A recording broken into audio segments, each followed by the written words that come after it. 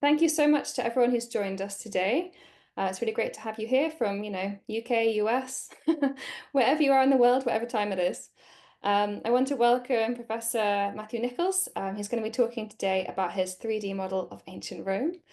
We're going to be having questions in the chat, and there'll be question time at the end. So if you can just add questions whenever you want, and we'll come to them at the end of the talk, that'd be great. And I think that's all for now. If you can keep yourself muted throughout. And I think for now, I'll just pass over to Matthew to start. Thank you Thank very you. much. Thanks all for joining me. It's lovely to see so much interest in this topic. I enjoyed coming down to London to give a talk to the Hands Up conference, and this came out of that. It's a pleasure to speak to people who are interested in what I'm doing. So I'm a Roman historian. I worked at the University of Reading. I'm now in Oxford. My big project has been making a 3D digital model of ancient Rome, which I made mostly for teaching purposes, but it's got some research applications too, and I might come to that.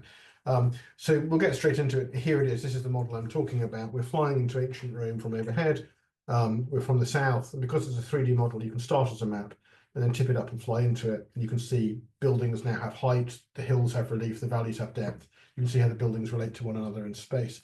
And I became interested in using this kind of tool to present research findings in a visually appealing way, to talk to students about ancient architecture and topography in a kind of accessible and relatable way.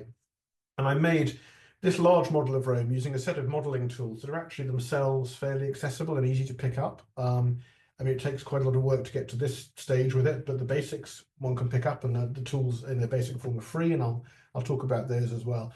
So this is now used mostly as a teaching and outreach tool for students looking at Roman architecture, for members of the public, for businesses and other people who are kind of documentary filmmakers, computer games makers who are interested in the city of Rome. And I recently licensed it to Industrial Light and Magic, or Lucasfilm, to use as part of the world building for Gladiator II. So my model didn't directly end up on the screen, but I can kind of see the inspiration of it in some of the world building they did in that film. And that was an interesting process to be involved with. A really fun project. So I'll show you a bit about what this model is and how I built it and the tools I used to create it, and talk, depending on how much time we have, about some of the questions that arise when engaged in this kind of project. Right? So it's nice to produce visually appealing things like what you see on the screen. I hope that has a certain kind of immediacy and presence and helps you understand a bit about ancient Rome. But to get to that, we have to solve, or at least address, a whole lot of research questions, what we might call methodological questions, about the basis of reconstructing and presenting a model like this, and what do we know for certain, where are the areas of doubt, where do different theories conflict, how do we show all of that within something that's making a kind of visual claim in this way. So that's the sort of things I want to talk about. I also want you to have a chance to do some exploring of the ancient city, and in the chat I've posted a PDF document, and that PDF document's got a series of 8 QR codes on it. And if you have a device with you, if you pointed at those QRs, what you should be able to get to is a series of explorable 3D models on a cloud server called Sketchfab. And in particular, I mean, you can look at all of them. If you're doing the Suburrani Latin course, I guess you're interested in the Suburra. And the one that says scan this code to explore a residential area encapsulates a part of the Suburra up on the Esquiline Hill behind the Bars of Trajan near the Porticus Livii, which is the sort of area that your textbook is set in. So if you want to find those QRs and scan them, please do. I'll put them on the slides a bit later on as well, but they're sitting there in the chat, and they're there to be used. That PDF also has a link to a website, a very ancient and kind of defunct website, but it's still there, virtualroman.org. I must one day refresh it. And also a link to an online course that I'll come on to talk about, that I made about the city of Rome. Some of you might know it. Did that via FutureLearn in the University of Reading, and that also contains these bits of model for you to explore. So here we go. Why are we interested in this stuff? Partly, I think, because we are interested in the lived experience and the built environment of ancient Rome, and this is threaded through the Suburrani books in various ways. I mean, the whole title obviously means the people who live in the Suburra, which, as you know, is this not very choice residential district behind the Imperial Forum, the Esquiline Hill. And so right from the start, there is Sabina leaning out of her window in a tenement block, and we're kind of seeing the cheek by jowl workaday back streets of ancient Rome, which is all to the good. And we have a chapter on the Via Flaminia and the traffic problems of it, and this rather bittersweet moment where a family of Britons living in Rome see an arch dedicated to the Emperor Claudius, which is the Claudian arch over the Via Lata that celebrates the reduction of Britain to the form of a province and the conquest of the various British kings. This is a difficult monument for Britons to look at. So I like these allusions to the built environment that are in the book. And then you have all these sections on the forum and what it's like to live in an insula and water supply and sanitation and religious architecture. So I think the book series is invested in the city of Rome and its physical properties. And so I hope it will be of interest to you as people who might have an interest in this series to think a bit about the city and how we represent and reconstruct the city of Rome as it appeared in the imperial period. And the Suburrani books have their own map of Rome. You can date this one quite precisely because the Domus Transitoria has been started and the Great Fire hasn't happened. So it must be sometime between AD 60 and 64. It's a nice evocation of Neronian Rome, therefore. And it's not dissimilar to the kind of 3D overview that I've been making, but mine you can move through it and fly through it. So we have things in common. And I hope my project is useful to those of you who are thinking for yourselves or thinking with students through the environment of Rome. What is a digital model? This is my version of that kind of 3D space. Here's another fly through. We're starting at the Porta Maggiore aqueduct gate, and now we're going to follow an aqueduct that you just saw in the Suburrani page, the Neronian extension of the Aqua Claudia, over the Lateran region of Rome, where the Basilica of the Lateran now is, over the Celian Hill. There's the Colosseum on our right, and we're going to end up floating over that valley between the Celian and Palatine hills. And we're looking at the imperial palaces now as they appeared in the early 4th century up on the Palatine Hill. So this is the kind of dynamic movement through a space this model lets us do. How is it built? What is a digital model? It's a piece of drawing effectively, and I draw it in the software that you see on the screen now, which is called SketchUp, like ketchup with an S. And SketchUp in its basic version is free. I've taught it to primary school children. You can open it up and play with it as I'm playing with it here and get fairly far, fairly fast if you have a kind of aptitude or sense for it. You can see the basic process here. I scan in a ground plan of whatever building I want to build. This one is a Romano British villa in Beedlam in Yorkshire. Draw onto a scaled ground plan, turn that 2D plan into a series of 3D volumes according to how I think the building probably functioned, using a series of push. This is speeded up, this video, by a factor of 4. So you can see me drawing and pushing and putting some bits around, and that will end up in about 8 minutes of modeling time, about 2 minutes of video time, with a 3D model with some color on it, some details. We might get to that. So I'm quite fluent in this software. It might take beginners a bit longer to get to this point, but you can see the basic premise is actually fairly straightforward. You can import a picture, might be a map or a ground plan. You can draw on it. You can push-pull volumes around. You can add color and texture, just like with a paint bucket tool, as I'm doing here, to put this kind of plaster texture onto the walls if you want to do that. You can add in other sorts of elements. So in a minute, I'm going to go to a pre-made library of doors and windows that I made, which just speeds everything up. And you can kind of copy paste the door you want. There you go, a couple of doors, a couple of windows. There you go. So there is a reasonable model in about 10 minutes of modeling of a villa that you could use in a classroom if you're teaching about the Romans in Britain. And the fun thing also is getting students to make these. Because the drawing tool is fairly accessible, you might find that you've got students who are quite apt at making this sort of thing to illustrate a project or an essay or something like that. So that's the process in a nutshell. You can push it quite a lot further than that. So this is one of mine in progress. This is a Roman bathhouse called the Baths of Caracalla, and it's exactly the same drawing tool and exactly the same method. So you can see I've started with a ground plan, and I've drawn from that ground plan and also a series of elevation documents because it's a complicated building. I've ended up with the bathhouse that you see in cross-section at the bottom of the screen, and you'll see that same cross-section in different formats later on. Now that is obviously a lot more complicated and involved. The modeling, the architecture is a lot harder, but it's exactly the same process and principles. So you can push this quite a long way if you want to. You can also see on the screen why we might do this. And the Baths of Caracalla survive pretty well in Rome. Maybe some people on this call have been to them. The great hulking brick and concrete ruins that you see there in the top left. Maybe you can see the little people in the middle of the photograph. That gives you a sense of how immense this bathhouse is. It's the size of a medieval cathedral. It was built in about 5 or 6 years, unlike cathedrals which took centuries to build. But all of the decor and the roofs have collapsed, the windows have gone, the columns have gone, most of the mosaic and all of the marble wall revetment has gone. No more water in the pools, no more statues, gilding, pictures. So it's a good target for reconstruction because we kind of know a lot about it from the surviving remains, but what remains is quite a stark, hollow shell, and it's fun to put it back together inside the computer. And when we do that, we can then take it off into a terrain model. So I've made a model of the hills and valleys of the city. You can drop that bathhouse into the terrain. I can do what you saw in the previous slide, adding textures and colors to it. So terracotta on the roofs and travertine masonry work on the walls. I can also add in what we call entourage, so trees and ponds and things like that. I've modeled the city around it. You can see the Aurelian wall behind the bathhouse, the late antique city wall, in among the tombs and villas of suburban Rome. So we can take that model of a single bathhouse structure and drop it into a city model and see how it relates to its neighbours and to its topographical surroundings. And you can also tell, if you look at the model and you look at the picture, you think about it, you can see there are shadows being cast there by the trees. So I've also put an environmental engine to this, which has a simulated sun, which can cast shadows at different times of day. The sun is correctly set up for the latitude and longitude of Rome. So if you tell it you want to be 5 o'clock on a June evening, you get this lovely kind of late golden evening sun that throws nice long shadows and leaves everything just popping a bit and looking 3D. So that's the process of drawing. Why do this? Partly because it's fun, which is a good answer, but not a sufficient one.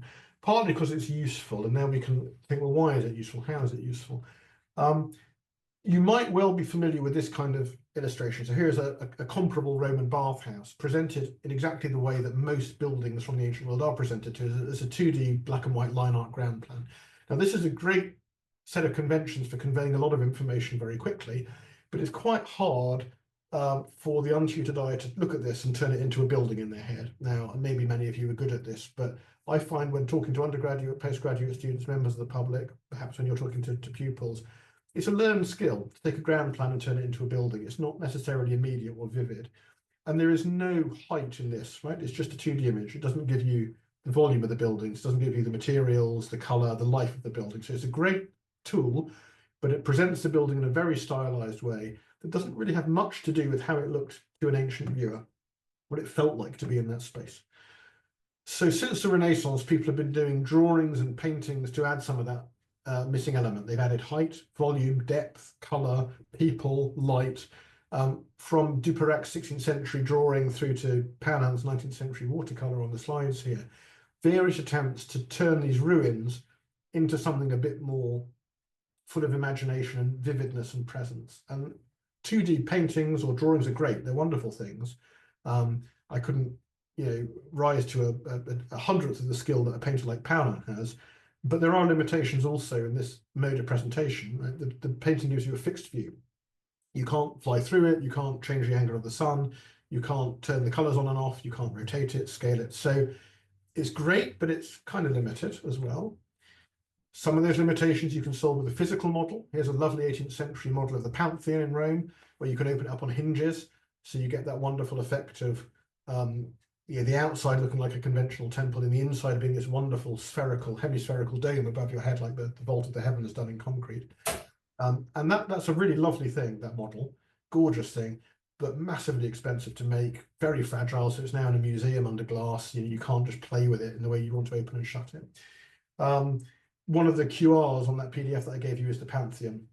And if you scan that and you bring it up on your phone and you're good at pinch zooming with your fingers, you can get a version of what this model does by starting outside the building and kind of pinch zooming your way into it. And you get that transition from the outside, the piazza outside, to this wonderful domed interior, and you can kind of drag to look at it on the screen. You'll see that a bit later if you can't do it on your phone. So these are great physical models. I love them, but they're not great for classroom use because they're not in your classroom. This is the biggest ever physical model made. It's in a museum in Rome, which has been shut for over a decade now. So it's a beautiful model of the city, but it's utterly fragile, and it's in a museum that itself has been subject to budget cuts and funding. You can't see it because it's not on display, which is a bit of a tragedy. They're trying to bring it back on display. They'll get there. I used to love going to see this, but it's you have to go and see it. So it's in a museum. So again, limited value in terms of being a teaching tool, albeit it's a wonderful resource. So drawings, 2D line art, 3D models, all great, but you can add in digital models like the ones I've been making, and they do something different. And they don't replace any of these tools, but they add to them, they supplement them, and they bring some new affordances into the tool set. So we can make 3D models partly transparent and zoom them onto Google Earth like I've done here, and you can then compare, if we zoom the building out, fade the building out, fade it back in, you can see how that bathhouse, huge complex, has left its fossilized bones underneath 3 or 4 city blocks in ancient Rome. I'll just do that again because I like this slide. There we go. Take the bathhouse away. You can see the traffic island and the church in the middle. The church was carved out the tepidarium of that bathhouse by Michelangelo. The traffic island is in the middle of what used to be a great apse in the outside wall of the gardens surrounding this huge imperial bathhouse. See the sheer size of that swimming pool. We'll do it once more. There we go. A massive swimming pool. You can compare how big that pool is to the surrounding city blocks. What a super sized swimming pool that is. So you can do all of that stuff, and then you can take the city away, and because it's a 3D asset, you can go from a 2D planimetric view into a 3D view, and you can put in many of those elements that the ground plan can't give you, like height, volume, depth, color, materials, like you see the pool is reflective, so you can add properties to the materials you're using. So I would never say this replaces anything as valuable as a ground plan or a model. It's just an extra way of presenting the ancient city, and it adds to the way we imagine and present and think about ancient Rome. And when we can add in the element of motion, which I think is really important, and you'll get from those QRs, you can explore it for yourself. And I find that when students do that, they can ask and answer different kinds of questions about the space. What does it feel like to be in this space? What do you notice? If you stand here, what do you see? Now, if you stand over there, what do you see? How does it change if you drag the sun slider and make it evening or nighttime? All these questions that you can then think your way into an ancient space because you're doing it actively. And that, for me, I'll come back to this, is a really great use of these sorts of model. It's not to say they're without their flaws or drawbacks or challenges, like any method of reconstruction is, but I do like the options they offer us. I like doing change over time as well. So this is a library building in Algeria, and it's quite useful to make a model of its current ruin state because you can't really safely go to Algeria at the moment. So you can get a sense of what the ruins look like, but then you can do what I think of as 4D modeling, wind back to about AD 280, 300 and see what this library looked like when the columns were there and the roof was on it, and there's a statue of Minerva in it, and the books are in their tidy cupboard set into wall niches, and you put the furniture back in. So you can have fun turning the clock back and reconstructing ancient spaces. You can do fun stuff like cutaways. All of this, I don't want to make it sound too easy. It's quite a lot of work. But if you think in advance, what do I want to use this reconstruction for? You can then make sure you build in the functions and the details that you need to do that job, and not the ones that you don't. So I knew when I built this, I wanted to be able to chop it in half and get a kind of doll's house inside view. So I built it that way. If I decided to do that a lot later on in the process, it would have been much harder. So having a good think before you start about what is the right stuff to include here and what can I just exclude. How do I want to build this? That will take you a long way. So I started, you can see the slides now have the QRs on. If you want to start pinging those with a phone or an iPad, feel free. Not all the slides have it though, it turns out. You can get down to ground level, so you can get a Roman's eye view. We're very used to thinking about ancient Rome from an ancient Roman helicopter perspective. All of my fly through at the start started off that way. We're so habituated to plan view and map view and overhead view that we kind of forget that no Roman ever saw that. And so it's really useful to take the camera down to ground level and say, so you're standing in the Circus Flaminius or outside the Colosseum or in the Forum. What do you see? What's the biggest building? What dominates the field of view? How does it react to its neighbours? What other monuments kind of poke up from behind and then get occluded as you move around? These are these kind of view shed or sightline studies that are really interesting to me. And you start to get that sense of being on the ground in Rome and exploring it for yourself. And you can make valuable digital reconstructions, even of buildings that survive pretty well. You saw the bars of Caracalla. If you've been to Ephesus in Turkey, you would have seen this ancient library building whose facade has not been standing continually since it was built in the reign of the Emperor Hadrian, but rather fell over in an earthquake and reconstructed by some Austrians in the 20th century on a steel framework. But it gives this wonderful kind of Baroque facade of the building. It's a beautiful insight into how this library functioned, but there's nothing behind it. There's only a single story of a brick shell behind it. The roof has gone, all the furnishings and fittings have gone, the doors and the windows have gone, all the original statues have gone. So even though this is really well preserved, we can still have fun putting it back together in the computer, and we end up with this. So I've put the gilded bronze statues back in their places. I've coloured in all the inscriptions with red paint. I put doors into the door frames and window grills into the windows. And if we have a fly inside, I've also rebuilt the missing interior of the library and had a go at what I think it might have looked like. And we can do fun stuff like animate the doors because, yeah, why not? So we fly in and we see there a three-story structure with marble coating on the walls and an internal colonnade, and scroll books neatly stacked on wooden cupboards set into niches in the walls, and some kind of portable steps to get up over that continuous platform around the bottom of the library building. So we can do interiors as well, and we can then use models like this to think about, what is this library like? How did it function? What did it mean to go there and read a book or take a book out of a shelf? What would the environment be like? How would that make you feel about literature? So we can have fun using these reconstructions to think through experiences in the ancient world, and also to think through neighborhoods. The book that we're talking about is called Suburra. It's named after a neighborhood with a particular character. I suggested quite a gritty residential character. Here's a different neighborhood. This is the Campus Martius in Rome. This is an area predominantly of temples, entertainment structures, parkland, groves, and statue parks that later on in the imperial period, by our period, is getting a bit congested with residential buildings around the edges, but which is giving us a kind of a gracious parkland feel. We can contrast that with the Aventine Hill or the Aventine dockyards, which are the warehouses and commercial buildings of the bit of Rome that makes sure all the shipping comes in. This is where the grain supply arrives and where the oil supply arrives. And this is a kind of workaday, fairly rough and ready port quarter of the ancient city. So we can look at different neighborhoods, we can look at different structures. If we want to, we can bring buildings out and cut and paste them. So if I was teaching a session on bathhouses, then we can get all the bathhouses out in the model and line them up. And you can see here sort of evolutionary typology, right? Starting off, the first public bathhouse in Rome, Baths of Agrippa, relatively small building. Still pretty impressive, but compared to what comes later, relatively small and simple. And you can see through the 1st century, 2nd century, 3rd century AD, this growing taste for symmetry, for gardens, for a bath block surrounded by an outer ring of buildings. And we end up with that bathhouse that you saw earlier, whose imprint gave us that church and traffic island in Rome now, near Termini Station, the Baths of Diocletian. And then we can do little fly-ins and views, so we can get a sense of what the Forum was like in Rome if we want to see those buildings not as isolated monuments, but corresponding to each other and also sitting in an important and interesting bit of terrain, which I'll tell you about. So if we take ancient Rome away and we look at just the hills and valleys of the pre-urban city of Rome, so we're now winding back to the Iron Age, where we're kind of roughly 800 BC, something like that, when ancient Rome was at this stage a series of separate hilltop villages. We have the Palatine Hill in the foreground, the Capitoline Hill in the background, separate communities who need somewhere to meet and interact and conduct treaties, arrange marriages, bury their dead, do deals.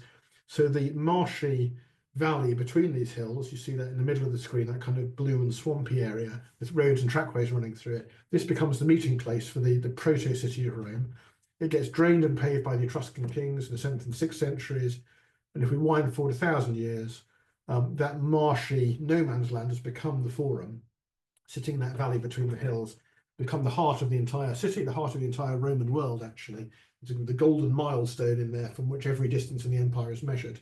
But that started its life as this unprepossessing, swampy no man's land. So it's useful to set the buildings into the terrain and start to explain how the terrain of Rome, the famous 7 hills and valleys, express and shape and condition that city over the years. One of the projects I'm proudest of with this online model, and something I'd invite you to have a look at if it's of interest, is this online course that we made with FutureLearn. So FutureLearn was founded some years ago now by the Open Universities, a spin-off of the OU, and had a consortium of founding universities, of which Reading was a member. And it's a platform for MOOCs, which is an ungaming acronym, a massive open online course, which are free public-facing courses put out there by universities to get their research in front of a public audience. And I really like the MOOC as a form. I like doing radio and TV documentaries. It's fun, but they're always very short form and very compressed. I think the MOOC was nice because I had 5 weeks rather than 30 minutes, and I could do different themes. So we did 5 weeks of ancient Rome, and we did like the setting of the city and its infrastructure. We did domestic architecture, residential architecture, religious architecture, entertainment architecture. So a different theme each week. And then cross-cutting that, another kind of theme that went all the way through it was, how do we know what we think we know? So I'm showing you this series of quite glossy, finished-looking models. And that's fine, but it's also a bit dangerous because it might be too convincing. oh, it must have looked exactly like this because Matthew said it looked like this. But actually, I wanted people to challenge it and query it and critique it. And so we also did this. Where's the evidence? There's archaeology, but there's also poetry and history and coin-built pictures and mosaics and inscriptions. So we went to town on showing people the evidence that underpins an active reconstruction like this. And we've had about 80,000 people take this now. A lot of school teachers have taken their class through it. You kind of dip in and dip out. And I love it when people join in with this and let me know what they think of it. So if that's of any interest, it has always been free. I think there's like now a paid for premium option because Future Learn need to make a revenue stream. But in its basic version, it should be free, and you don't have to do all of it. I mean, by all means, sign up, dip in, see what you think of it. But I had a lot of fun putting it together, and I hope it might be of use or interest to some of you if you want to go a bit further into the environment of ancient Rome and its architecture. And the unique thing in this, the special kind of element, was these QRs. Now, you've had these in the chat for a while, and some of you may have done this, but if you're not able to do it now, you don't want to, this is what you see. You scan the QR with your phone, and it takes you to a digital model like this. Using your fingers on the interface on the screen, you can kind of pan and pinch zoom, and it's kind of intuitive. And this is the experience I was talking about earlier. We put ourselves down in front of the Pantheon, and we see what looks like a conventional pedimental columnar porch temple. And we walk through that porch, through these great bronze doors, and we find ourselves inside the Pantheon. And instead of being inside a conventional rectangular box of a keller of a temple, we look up and we see this amazing dome above us, too big to fit into the field of view, so you have to kind of zoom around it and pan around it. And we can look back out into the big square we've just come out of, go back onto the temple steps, have a look up into the porch, have a look around ourselves. So this active experience of an ancient building, for my money anyway, it's a better way, or at least a very different way of getting a student, a pupil, a class of children, whatever it is, to think about the ancient environment. So don't just look at a picture or a plan, go into it, take your time, move around. What do you notice? What stands out to you? How does this building make you feel? What do you think it would have been like to be there in antiquity? How big does it feel? And even on a little phone screen, you can have fun doing that. You can see on the screen, maybe there's an icon for VR. So if you happen to have a VR headset, you can go and look at it in there instead. But I find this a really fun way of getting people to explore and think actively about what they're looking at. That element of activity, I think, is really important and fun and interesting. So there's a QR on the screen right now or in the chat. If you have a phone or an iPad and you want to do that or do it later, hopefully you can retain access to that PDF, kind of grab it and save it somewhere and have a play with that. And if you have a class of pupils who are interested in it, by all means, show them that and see what they think. It's always fun to see how people interact with it. So we can have a lot of fun with digital models, and we can also close the circle and come back to old-fashioned modeling forms like physical models. So this was a real privilege, this project. Foster and Partners built a new museum in Narbonne in France. It's a museum of Roman history in Narbonne. And for the opening exhibit, they wanted to make a bunch of models of ancient Roman buildings and do this kind of then and now architectural show. And the idea behind this exhibit was that Foster and Partners, in their modern architecture, draw on some principles that are already there in Roman architecture about like repeated elements and air circulation and indoor-outdoor spaces and this kind of thing. So they asked me if I could use my digital models to make some physical models. So I sent my models as blueprints, as it were, to their modeling studio. And their in-house modelers built these gorgeous balsa wood maquettes out of my buildings. And so we're back to the world of the physical models. So with all their limitations, they're fragile, they're massively expensive. But they're rather beautiful. I had fun going to Narbonne and looking at these and seeing how people interacted with them. And I didn't want to take pictures of people in the museum. I felt a bit intrusive. But you can just see in the background, these people in the background are doing exactly what everybody did, which is bend down and put their heads inside the model. And it was that element of wanting to be immersed in it and wanting to move around it and get a Roman's eye view that partly inspired me to make these accessible bits of digital model, because I think that's what people want, right? They want to be active explorers where they possibly can be. So that was an interesting reinforcement for me of that principle. So lots of fun things we can do, lots of educative and constructive things we can do, lots of challenges too. And I thought it might be interesting just to outline, to sketch for you some of the decisions you have to make in this kind of project, some of the choices you have to make, some of the problems that you encounter, partly because I think those are instructive for any kind of exploration of the ancient world.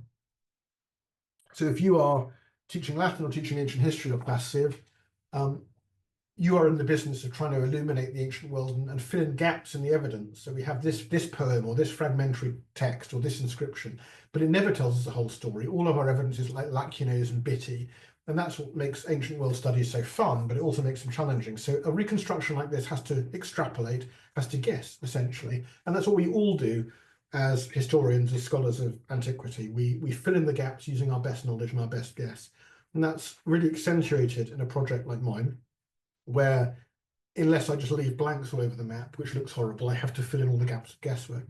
So for example, statues, we know that ancient buildings had loads of statues.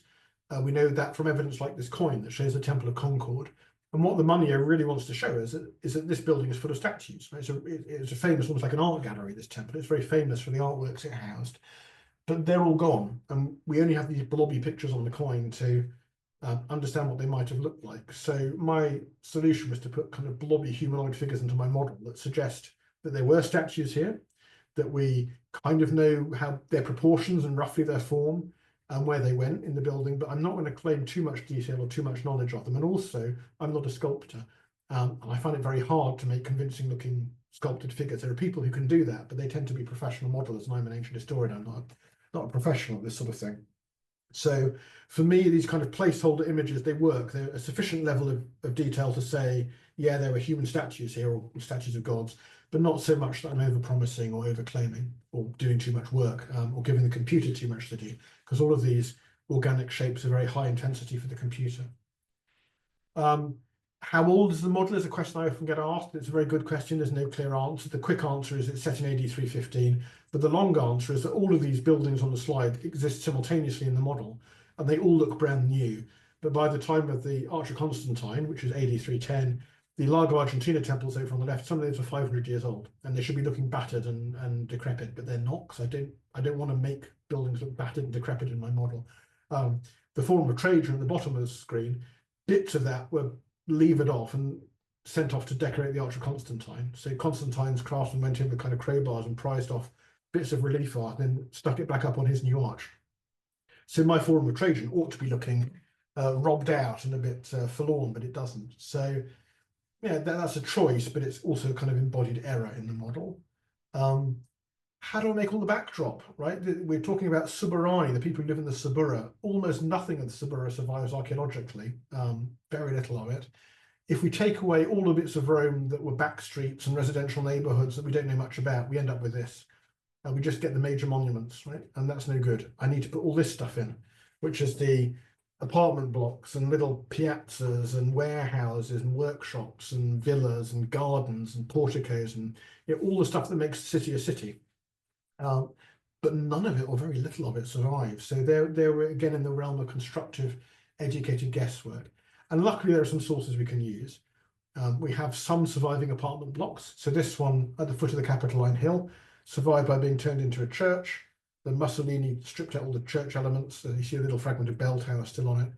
And we're left with this kind of hulk of brick and concrete that we know was once a multi-story apartment block of the sort that you see in Suburrani and all over the city of Rome. People have shops on the ground floor, nice apartments on the first floor, kind of okay apartments on the second floor, cheap garrets up on the top floor.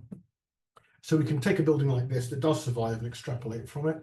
We can go out to Pompeii or Ostia, and we can get Ostia, especially if you've never been, I thoroughly recommend to you as a day out. And you get these wonderful streets full of 2- and 3-story surviving buildings in brick and concrete that are pretty good analogies for what Rome was like. Never perfect, but pretty good. It's about 30 miles from Rome on the train. Nobody ever goes. So if you go there, it's nice and empty and you can kind of wander around and enjoy it.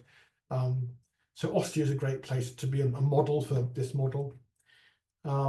My favorite source is this marble plan of ancient Rome built for the Severan emperors in the early 3rd century AD. And they commissioned a tax map of the city, effectively. They came to power, this dynasty, after a rather unfortunate and unpleasant civil war. And they wanted to issue a message of kind of careful concern for and rebuilding of the shattered city. And they also wanted to say, we are in charge and kind of we know where you live and we're going to make you pay your taxes. So this mapping project, which must have had a team of urban surveyors going street to street, door to door, it also includes the insides of people's houses. It must have been a pretty intrusive and holistic surveying process. And when they'd done this, they carved the map that was generated onto a series of rectangular marble slabs. And they mounted those slabs on the wall of a large public complex called the Temple of Peace in the middle of town, just next door to the Colosseum. And the slabs sat there in this portico for a couple of centuries. They fell off in an earthquake in the 6th century, 7th century, smashed up into jigsaw puzzle fragments. Many of them were burned for building lime or pinched by Renaissance cardinals and the rest. So about 10% of it survives. And of that surviving 10%, we can identify what some of the fragments show, and we know where they go on the map. Some fragments we can't tell that, some fragments we can. And this is one of those fragments, or actually 4 of those fragments, you can see jigsawed together. And you might see on here a big public portico at the bottom of that fragment with its 3 kind of square U shapes of what might be fountains or planting, and a double dotted row of columns around. So it must be some kind of double portico structure. And just above that and to the right, there's a row of 3 identical atrium villas. If you've done a topic ever on the atrium house, probably at Pompeii, you get this quintessential ground plan that has an atrium and a peristyle garden at the back with a little square colonnade and a dining room and triclinium. And this is exactly like this classic ground plan is absolutely represented on these 3 houses. And you can see they're identical, so they must have been built at the same time by some builder who was doing like 3 identical desirable townhouses for rent or sale in the middle of Rome. And elsewhere on here, you see shops and warehouses and stuff. So it's a lovely little slice of the city. And we know where it goes. It goes up here on the flank of the Quirinal Hill. We can tell that from various clues inside the fragment. And so we can make that. So there is that turned into 3D in the modeling tools I showed you. And we know it's on a hillside. Among other things, you can see a large staircase in the middle of the upper right slabs there. So we know it must be cascading down the hill to the big road at the bottom, the road running up the valley called the Vicus Patricius. So we can take all of these fragments of marble map, and where we can pin them to the real map, I've made them and put them into this. And that allows us to extrapolate. And if we take this area, this is our beloved Suburra, actually. So these top left are the marble map fragments that survive of that area, just above the Baths of Trajan and the Porticus of Livia.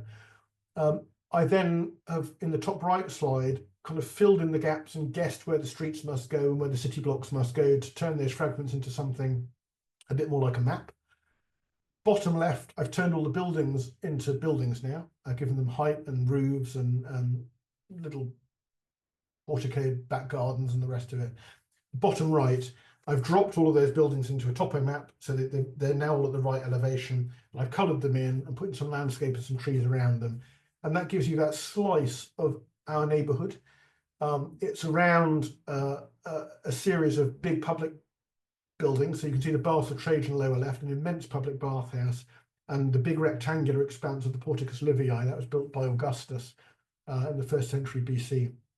And you can see how those public complexes now really work and how they must have felt to step in. If you're in this warren of narrow streets and you live in an apartment block like our Suburrani do, and you're up 3 flights of stairs to your 2-room apartment, and then you go for a day out to the bathhouse, and suddenly everything is acres and acres of gardens and groves and marble and fountains and statues. You know, the impression that must make on you, that must have been absolutely tremendous. And you can go and get washed and get clean and have that nice kind of spa glow that you feel for free or very cheap through benefaction of the emperor. And you can see how bread and circuses really was a powerful phenomenon for these Roman emperors. So the model might help us contrast areas. So the very organic, mazy, windy, dense, probably rather dodgy neighbourhood that we're looking at here, but punctured by these enormous public complexes that give something different, light and space and symmetry. I find that a really interesting process using that marble plan there. So taking all of these sources together, and I haven't really mentioned literary texts, but there's a lot of those as well. I haven't really dwelled on inscriptions. We get a lot of inscriptions as well, pictures on coins you've seen. Putting all those sources together and experimenting. This is several years' work turned into 30 seconds as I experiment with colour. And I'm going to experiment with trees in a minute. Here come the trees. Got to have trees in a row, got to have pine trees. And colouring in the background plate so that we end up with a kind of natural patchwork of farmland and gardens to give it some green. This is what we end up with, this overview of the city that we started by flying into. So there's lots we can do with this. And lots I have done, lots more to do with it. We can, see different neighbourhoods like this, and it can sustain this level of zoom. If you get absolutely down to street level, some bits of the city I've made in high enough detail that you get quite a good impression. Other parts are a little bit blockier, but it will sustain a decent level of zoom, and so you can have fun exploring individual neighbourhoods like this And this slide includes buildings that survive archaeologically very well on the ground. You can still visit, like the theatre building at the bottom of the screen, and others that survive much more vestigially. So at the top there with the gold roof, that's the Pantheon, that's perfectly preserved, although the gilding has gone off the bronze on top of it. But over on the left, that large bathhouse, the Baths of Nero, is totally gone. So it's a nice way of illustrating both the surviving elements that you can see in Rome as a tourist and the elements that now that don't survive. And that can bring, if you're doing a school trip, it's quite useful for that sort of thing. I've used this on iPads as a basis for undergraduate tours of Rome 4 or 5 times. It's really nice for that. It fits with modern scholarly directions in the way we approach the city. I needn't trouble you too much with this, but we're increasingly interested as scholars of urban space in motion and movement and micro environments like street corners or back streets. We used to be very focused on the grand monuments, and we're more and more interested in the actual experience of living in these cities. So if you're getting into the scholarship around ancient Rome and the way we approach ancient Rome, actually the ability to go down to street level and look around is becoming quite significant for us now. Just to finish up, I'll very briefly talk to you about a project I did at Reading, where we looked at our local Roman town of Silchester, which is really well explored by Victorian excavators who made a great ground plan of the city, but none of it's visible on the surface because it's all buried under the fields. So I had undergraduates make me a series of models. I taught them the software in about 10 weeks of instruction, and this is all student work.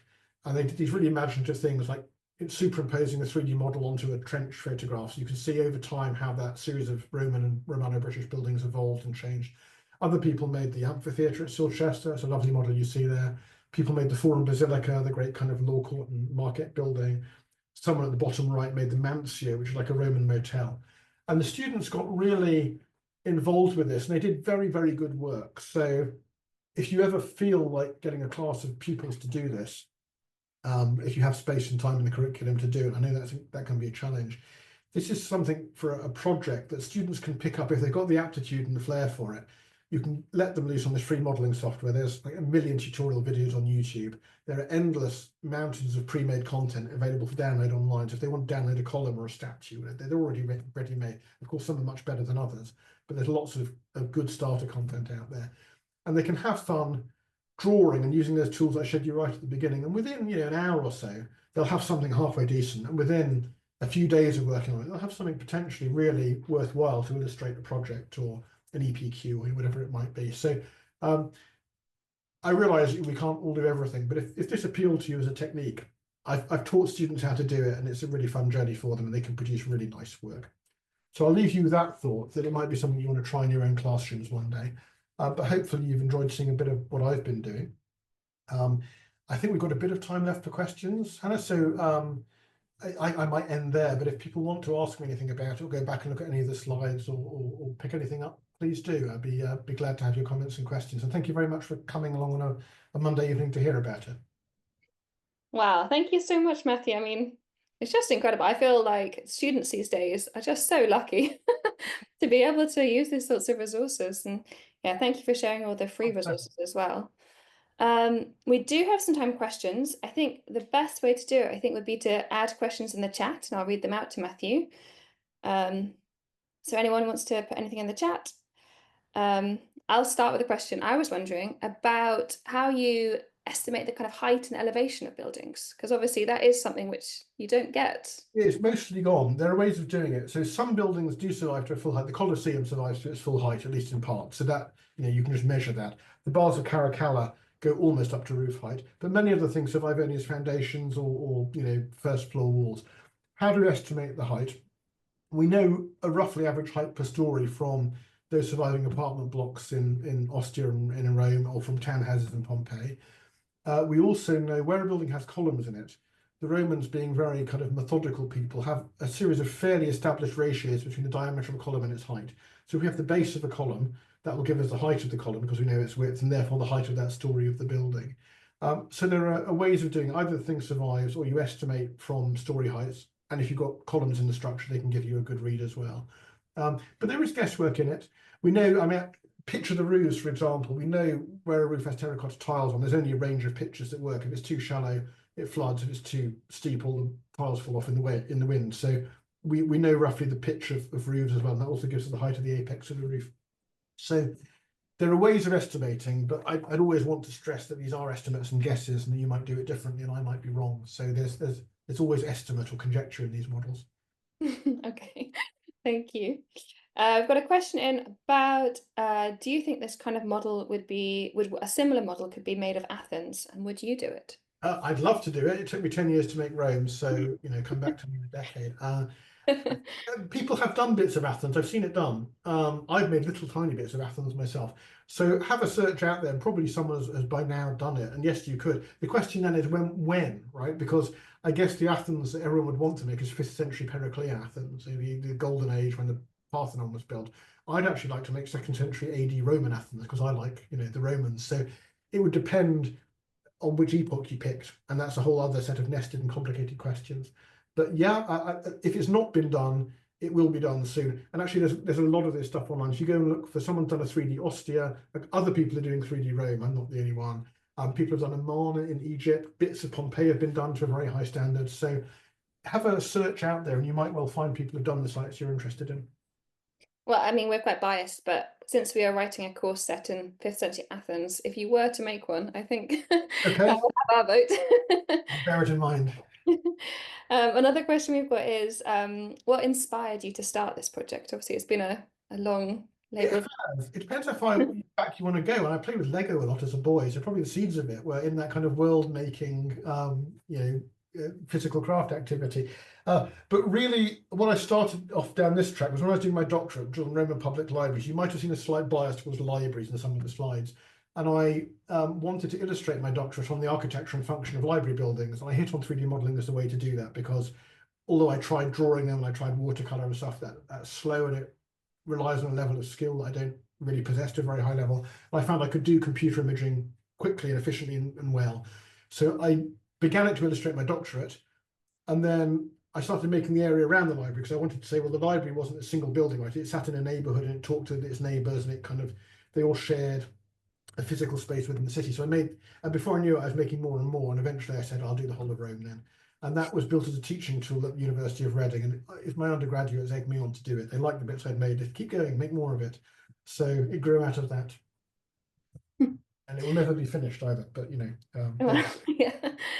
Another question is, what was your favorite building or part of the model to make? Ooh, well, the bars of Caracalla that I showed you, the cross section at the start, I really went to town on that because I wanted to make all of it and the insides and the basements, and it's a bit completist, right? It'll never all find an actual use, but I'll take one building that's a really detailed and complicated building, and I'll make all of it, including all the plumbing and stuff. So that was probably my favorite one to do. But it caused quite a lot of late nights and quite a lot of angst to get it done. I set myself a series of technical challenges, like I don't know if you saw on the slide, but the roofs have these curves in 2 planes, and those curves have coffers going into them that are assessed into like different depths of coffering, and working out how to do all that mathematically and in terms of drawing it was quite hard. So yeah, that was my favorite, but it wasn't an unalloyed pleasure. No, it does sound very challenging. Another question we've got is, have you been working with a video game designer? Or have you Yes, to have students? Okay, yeah. I have on and off.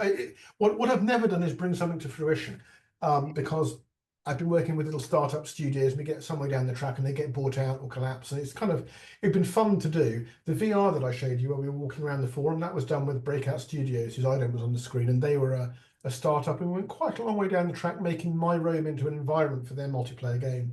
And I'd like to do that again.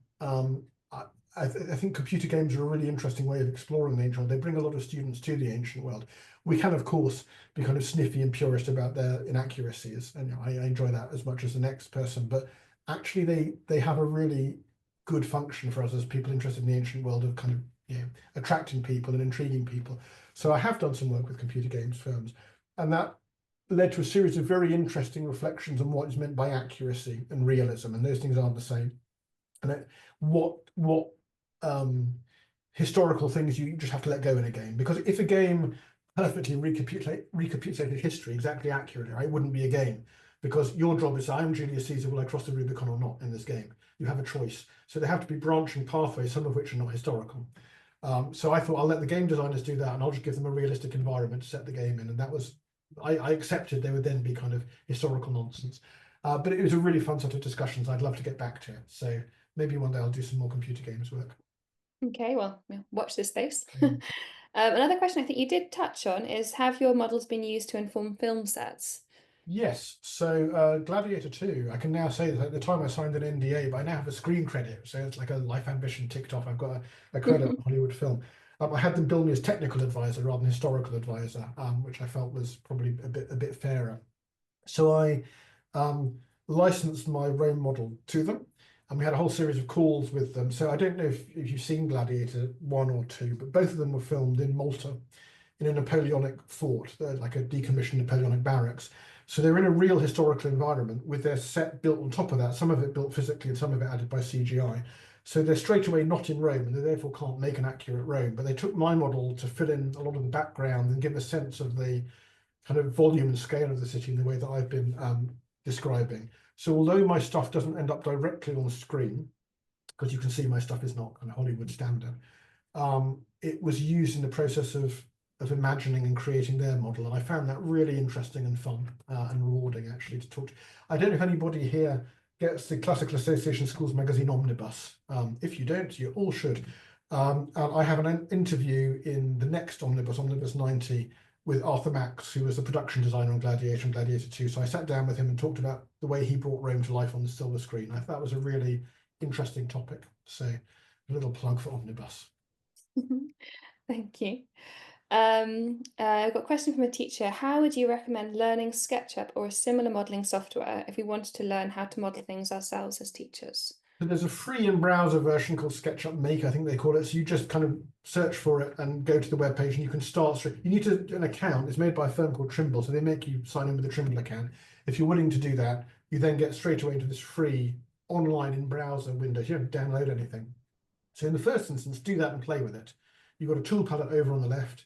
You can draw a rectangle, draw a circle, put it into a cylinder or a cuboid. Use your mouse to navigate. Don't do it on a touchpad on a laptop. It's impossible, but painful. Use a separate 3-button mouse. So you've got left and right click and a scroll wheel, and that will immediately make it 10 times easier. Learn what those 3 buttons do. Left click, select stuff. Scroll wheel zooms you in and out. Hold down the scroll wheel and you pan around the environment. Scroll wheel and shift, you drag. So get comfortable in just navigating that 3D environment, then draw some shapes and play with it. At that point, you can decide either you hate this and you're never going to do it again, and that's fine, or actually, I can see myself doing this. In which case, stop just playing. Also go into the help files that are built in. There's tutorials and help files in the software, and just start to read through like how the tools work and what the alternative modes of the tools are. You can use SketchUp really fluently and efficiently, or you can use it really badly and inefficiently just by kind of bumbling around in it. Now, there's a lot to be said for learning through play and experimenting, and do that. But at some point, the analogy I make with students when I'm teaching this is, it's like if you're learning the guitar or the piano, at some point you've got to learn your scales and your chords, because if you don't do the basics, you can't do the advanced stuff. So have a play with it, decide if it's for you. At that point, look for some online tuition and start to read the help files, and you'll find you can go further in the end. But it's very approachable and very friendly software. There are other better CAD programs that do much more sophisticated stuff, but I've never ended up using them very much because SketchUp does enough of what I need and makes it friendly to teach students and others to how to use it. Well, oh yeah, I'd love to hear from any teachers who do try. Sounds exciting. But another question, what is your favorite area of ancient Rome in terms of the history? Oh well, I love the forum, right, because it's the forum, but it can be a bit of a disappointing visitor experience. It's crowded, it gets very hot. None of the buildings, or few of the buildings, survive much above the ground level. So much as I love it, and I love the Palatine Hill next door for the remains of the Emperor's palaces, I think I best like being a little bit off among hidden gems. When I was last in Rome, I walked out along the Via Appia, all the way out to a villa called the Villa of the Quintilli, which was built by 2 superbly rich aristocratic brothers in the 2nd century AD. No one else was there, and there were still mosaics on the ground. You could kind of climb in and out the bathing pools, and it was just lovely. So getting a bit off the beaten track, I really enjoy, and going to like the lesser known monuments. But I would say if you're in Rome for like 3 days, you've got to do the main. Obviously, you've got to go to the Colosseum, you've got to go to the Forum. But when you've done that, I enjoy the lesser known ones a bit as well. It really makes me want to go back to Rome. Yeah. Yeah. That's all the questions we have at the moment. Oh, one more question from a student. Why did you choose SketchUp over AutoCAD or Blender? Sorry. Well, I just hit on that a little bit because when I started this, I had no training or no skills in it at all, right? And AutoCAD, it's very powerful. Blender came along a bit later, and it's a great program. They're both more powerful than SketchUp. They're in the end, you can get better results and probably quicker than the SketchUp. But SketchUp is so approachable and so forgiving and user friendly that at the start, I did exactly what I told you not to do. I just opened up the software and I thought I'll just play with it and I'll see where I can make it do. And I learned a whole load of bad habits I later on learned and learned how to do them properly. But I got far enough, fast enough that I was kind of intrigued and almost like addicted to it, actually. It was like, oh, I'll do like one more Triumphal Arch before bedtime. Um, so I just found it such fun to use, so intuitive and so forgiving. Unlike a program like AutoCAD, which, brilliant as it is, you've kind of got to learn formally how to do it because it's used by engineers and architects to design entire buildings. Actually, SketchUp can be and is, but it's more used by hobbyists and educators as well. So its approachability. The other part of the answer to that is because SketchUp it's got a worldwide user base of millions and millions of people. So there's just abundant YouTube tutorials, a huge library of ready-made content, endless people who are out there willing to help you out. And also it talks to every other sort of software. So if you want to 3D print something, it will work for that. If you want to send something to a CNC mill, it will talk to that. If you want to put it into any rendering engine, so I'm getting a little technical now, but almost any rendering software that you want to use to make illuminated fly-throughs, it'll talk to that. So it's, as a hub of a digital workflow, there's nothing else that's quite as versatile in my experience. And also it's free, and I was a graduate student, so that helped. Sounds great. Yeah. I think I might have a go. Yeah. Um, I think that's all we have time for. So I think I can say thank you very much. I mean, the chat is just full of people, students and teachers, saying it's been such an interesting and useful talk, and people have lots of ideas to kind of move on with and exploring ancient Rome. So thank you Oh, so much. I'm so Yeah. glad to hear it. I hope some of you can enjoy the online course or whatever else you stumble across from this, or play with the QRs. Have fun with it. Let me know how you get on. It's really nice you came along.